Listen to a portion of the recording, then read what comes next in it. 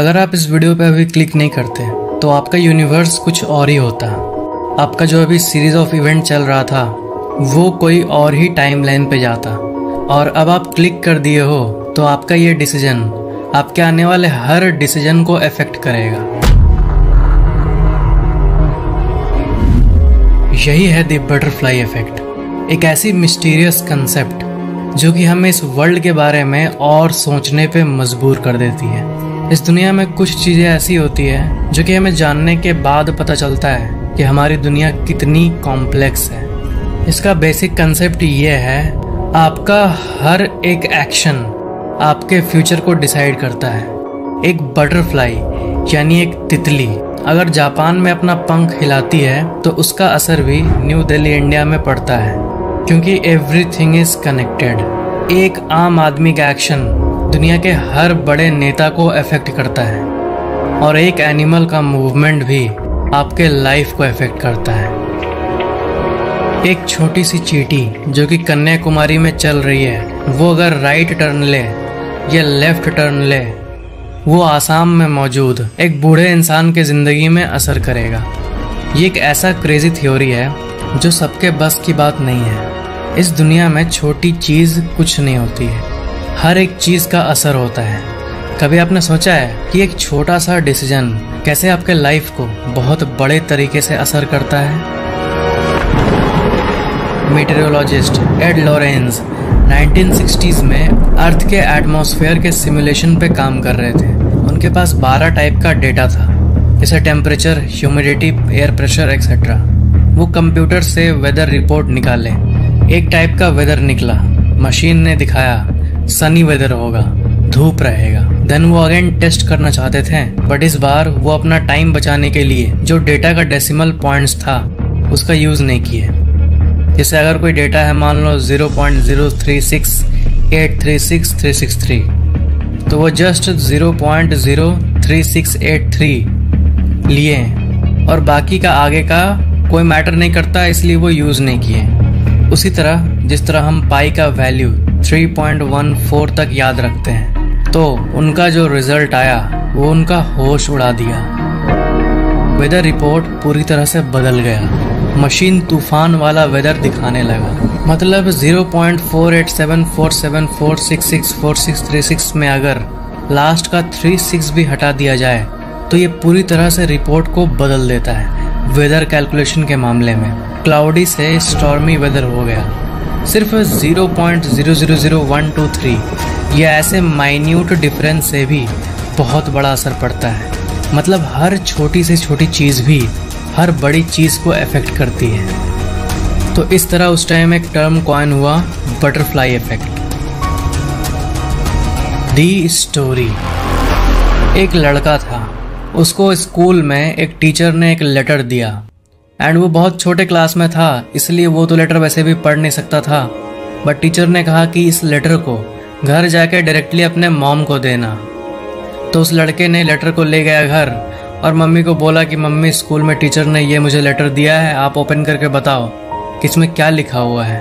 उस लेटर को पढ़ते पढ़ते उसकी मम्मी रोने लगी, और मम्मी ने ये पढ़ के सुनाया कि उस लेटर में लिखा हुआ है कि आपका बच्चा एक जीनियस है, आपका बच्चा एक प्रोडिजी है, इसलिए वो हमारे स्कूल से बेटर स्कूल डिजर्व करता है, क्योंकि हमारे स्कूल के टीचर्स से बेटर टीचर वो डिजर्व करता है।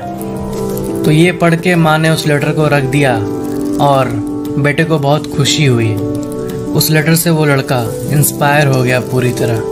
उस लड़के का कॉन्फिडेंस भी बढ़ गया था कि वो एक जीनियस है।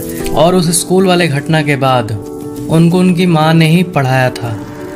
उसके बाद आने वाले समय में उसने बहुत मेहनत की और अनगिनत नॉलेज इकट्ठा किया और इन्वेंट किया लाइट बल्ब। ये कहानी थी थॉमस एडिसन के बारे में। बट कहानी में ट्विस्ट अब आती है जब थॉमस एडिसन बहुत बड़े साइंटिस्ट बन चुके थे, और एक दिन वो अपने घर के पुराने चीज़ों को ऐसे ही एक्सप्लोर कर रहे थे खाली वक्त में।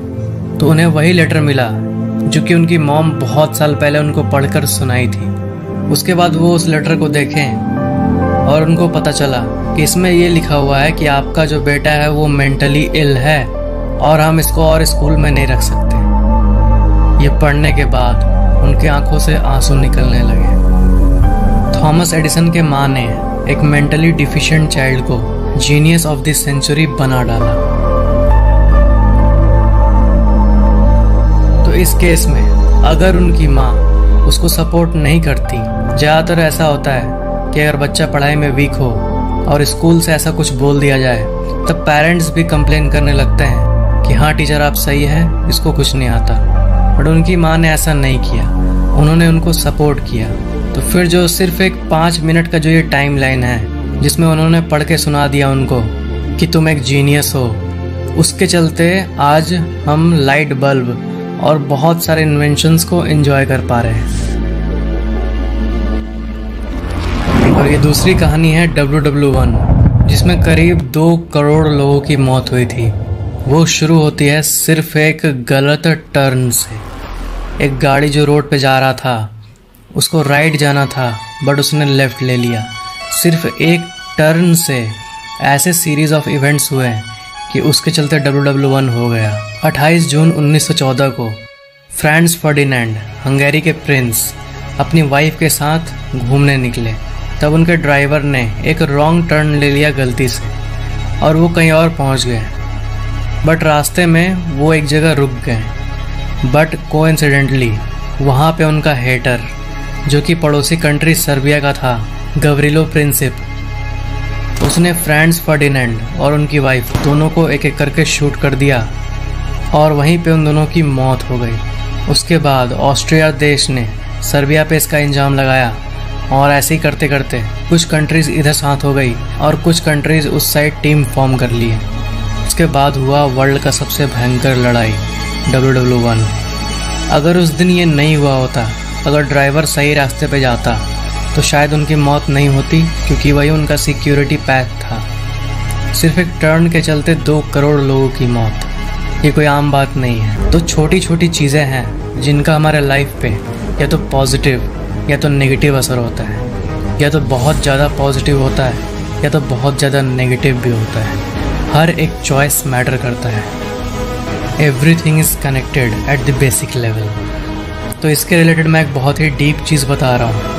अगर आप अभी बैठे हो और मोबाइल में मेरा ये वीडियो देख रहे हो, तो अगर आप अपना राइट हैंड ऐसे आगे करके ऐसे हिलाओ, सिर्फ थोड़ा सा मूवमेंट करते हो, अपने हाथ को हिलाते हो, तो इसका असर भी इस दुनिया में पड़ता है, क्योंकि आप भी उसी आइटम से बने हो जिससे ये बाकी दुनिया बनी है।